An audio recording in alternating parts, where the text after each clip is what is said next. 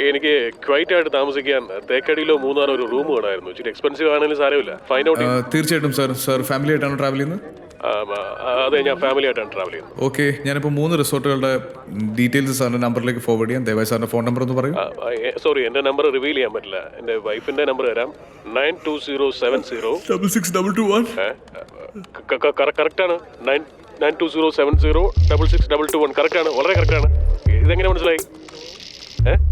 92070 അതെ, നമ്പർ കറക്റ്റാണ്. കൺഫേം ചെയ്തിരിക്കും. ഇത് രേഷ്മയുടെ നമ്പറിൽ.